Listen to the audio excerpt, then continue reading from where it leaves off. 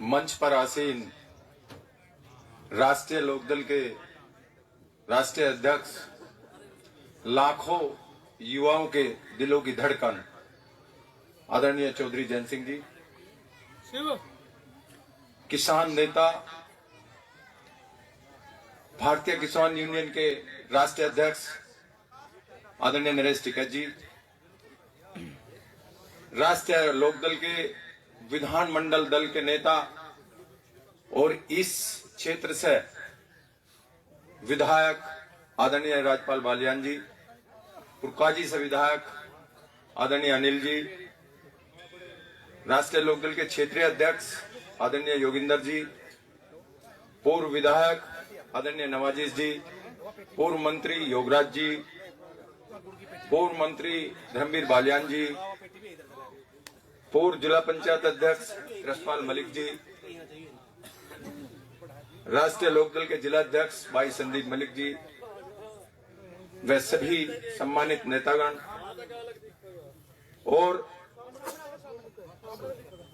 मेरे किसान भाइयों, मैं 2-3 नारे से अपनी शुरुआत करूंगा। स्वर्गीय चौधरी चरण सिंह, स्वर्गीय चौधरी अजीत सिंह, स्वर्गीय चौधरी महेंद्र सिंह टिकैत। साथियों, बुजुर्गों,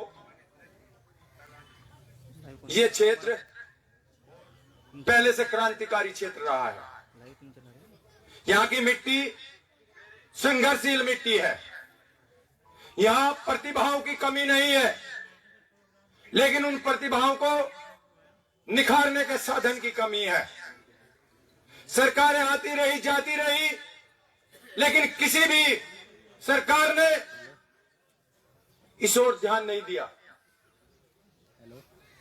अभी जो सरकार वर्तमान में इस देश पर काबिज है, प्रदेश पर काबिज है, वो बातें तो लंबी लंबी करते हैं, उनकी कथनी और करनी में फर्क है। उनके मुंह से हमेशा झूठ निकलता है। जब युवाओं की बात आती है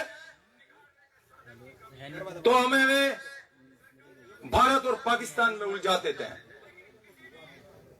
जब किसानों की बात आती है तो आप अफगानिस्तान के तालिबान की बात करते हैं। एक तरफ वो घोषणा करते हैं कि हम किसानों की आय दुगनी बढ़ाएंगे, लेकिन जब गन्ने के भाव की घोषणा की बात होती है तो वो चुप्पी साध लेते हैं। आज यदि युवाओं को सुविधाएं दी जाए तो हमारा पश्चिमी उत्तर प्रदेश हरियाणा से किसी भी तरीके से कम नहीं हो सकता।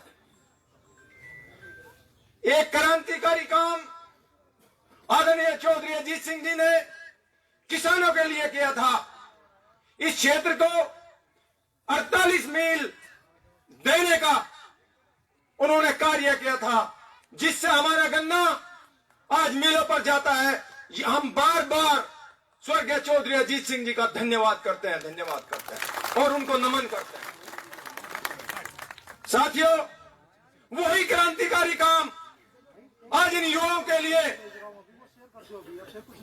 हमारे इस जानदार शानदार व्यक्तित्व ने इस देश में पहली दफा अपनी पूरी की पूरी निधि इन युवाओं के लिए समर्पित करने का कार्य किया है। अब वो दिन दूर नहीं होगा। मैं दावे से कह सकता हूं कि जिस दिन इस ग्रामीण क्षेत्र में साटू गांव में ये स्टेडियम बन के तैयार होगा, जिसकी सौगात आदरणीय चौधरी जैन सिंह जी ने की है, वो दिन दूर नहीं होगा।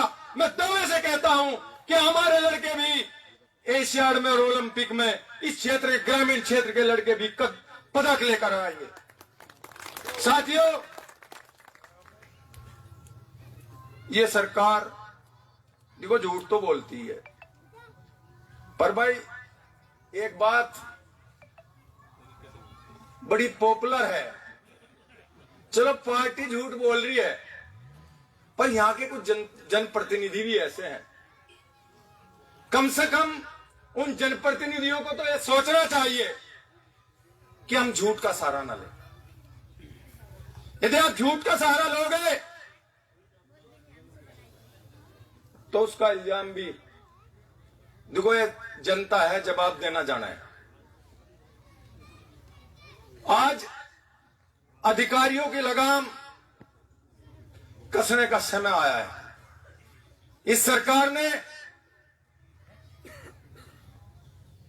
इन अधिकारियों को हावी कर दिया है। आज लोकतंत्र में